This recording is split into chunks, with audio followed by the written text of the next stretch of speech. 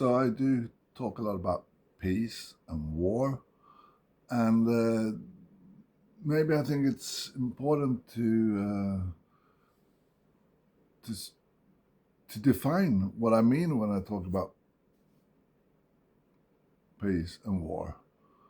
And often peace is defined as the absence of war.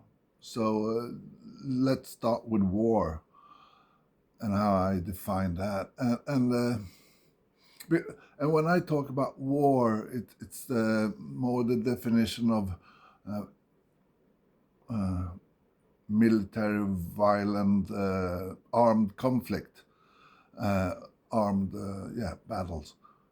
That's the war that I'm criticizing. I'm not criticizing war on drugs or war on cancer or anything like that. That's a different kind of war that I don't have any opinion on right now, at least. But the war between countries or groups of people where they use these organized armies, military, and use weapons that they kind of built and stored up for a long time to use for these. Uh, for me, it's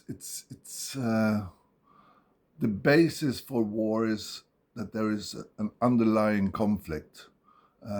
Usually, I would say that most of these wars have they start out by people or countries having a disagreement or a conflict about something, and at one point, usually then the more powerful country thinks that, oh, it's we're not solving it by talking anymore, so let's use violence and let's bomb them or kill them to get our way.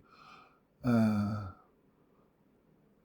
and that's when a war starts. So, but it's you have a conflict that turns into war, and then one day, hopefully sooner than later, the killing and the destruction of each other, someone gives up, or they can't just handle anymore dead people, or they're just losing too much, so they give up, and then the war ends, and the peace agreement of some kind is reached, and they start talking about how to what will happen afterwards. So the war is really just a small break uh,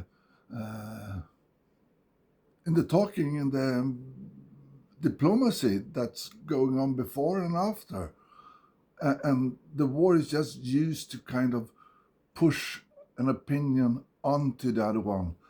Uh, so for me, when I talk about war, it's about trying to solve a conflict or